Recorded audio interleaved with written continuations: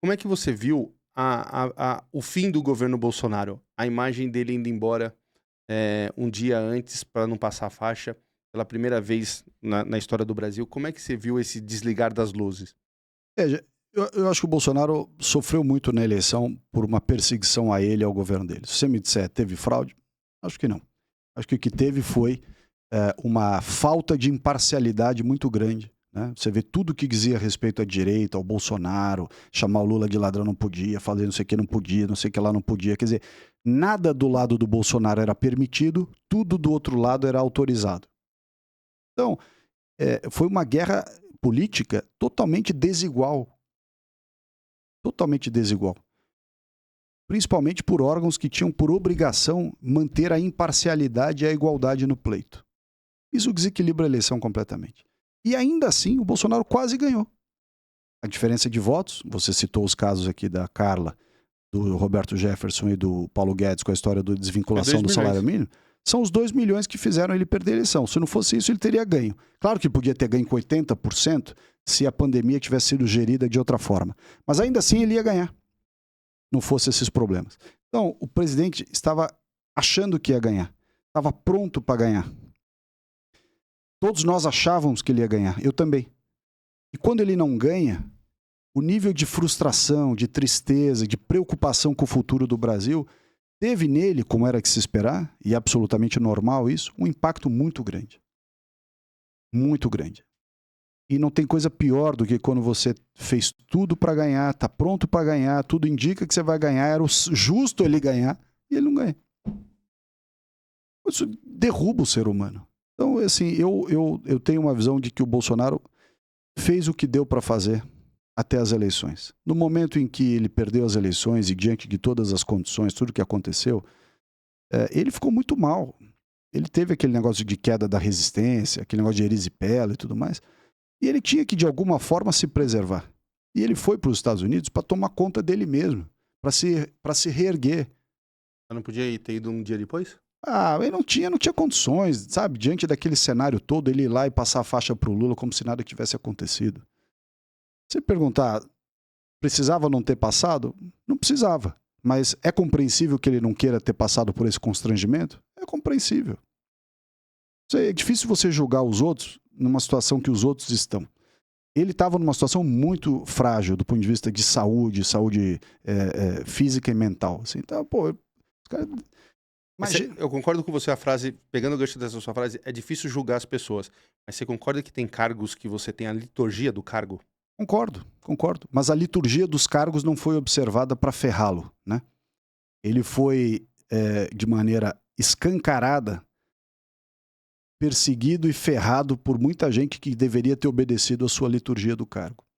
Portanto, também é possível, também é passível de compreensão. O cara fala assim, pô, que porra é essa de liturgia do cargo? Tudo aqui, ó, olha tudo que aconteceu aqui. Ninguém se preocupou com liturgia do cargo quando era para me dar condições de igualdade. E agora querem que eu vire o que? A rainha da Inglaterra? Eu nunca conversei isso com ele, tá? Eu Uhum. estou dando a Não, minha sim, visão. eu quero a sua Eu visão. tenho a minha visão. Sim, eu quero a sua E eu visão. reconheço muito o mérito, o esforço, o cuidado, a guerra mesmo, a coragem do presidente Bolsonaro em ter lutado tudo isso. E imagino, você nunca vai saber, né, isso é uma coisa muito pessoal, mas imagino o grau de tristeza, de desapontamento, de preocupação, Eu, né? eu, eu tenho minha visão, que eu acho que ele não acreditava que ele ia perder. Claro que não acreditava. Não, não é sua visão, a minha também. Claro, todo mundo dizia para ele, e de fato, veja só, a curva era ascendente. Ele teve mais votos no segundo turno do que no primeiro. Significa que ele estava crescendo. Ele ia ganhar. Se não tivessem feito essas pataquadas aí que você citou, e além de todas as faltas de imparcialidade no pleito, ele teria ganho a eleição.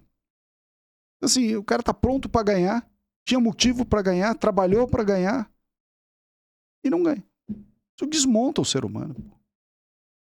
Ô Salles, como é que você viu também ele não falar com as pessoas que estavam acampadas na rua, que ficaram meses ali, tipo, até, até acabar o governo? Como também a sua visão daquele momento? Assim, eu não fui, eu nunca achei que os militares iam salvar ninguém, não iam salvar o Brasil de coisa nenhuma.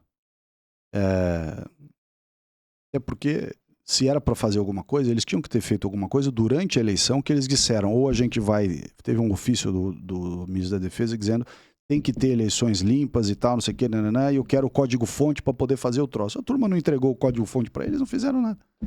Então, para que fez o ofício? É blefe total. Mas os militares tinham que ter dito para a sociedade, nós não vamos fazer nada, saiam daqui. Parem de ficar SOS Forças Armadas, vão salvar o Brasil na porta dos quartéis e o escambau a 4. O Bolsonaro estava numa situação, como eu te disse, de absoluta fragilidade emocional e física. Tanto que ele ficou doente. Pô, foi feio o negócio dele. Então, hoje, olhando para trás, talvez ele diga assim, bom, era melhor alguém ter ido lá na turma e falar, ó, tô avisando aí. Mas também o pessoal que estava na porta dos quartéis, não sei se ia compreender isso tão fácil. Tava difícil de compreender. Por isso, a sociedade estava revoltada com o resultado de uma eleição que muitos reputaram a tal fraude, que eu acho que não teve, sinceramente. Acho que o problema é que nós perdemos a eleição por falta de imparcialidade e esses fatos finais aí. E a sociedade, como o próprio Bolsonaro, como eu também, não se conformavam com a derrota. Mas tem uma distância entre você não se conformar com a derrota e ter uma falsa esperança de que a turma ia sair de dentro dos quartéis, até porque não tem cabimento isso no Brasil hoje em dia. Então, esta postura dele reflete muito mais o estado de fragilidade que ele estava do que o que alguns tentam dizer, que não, ele não falou nada para deixar o povo lá. Não acho que foi isso.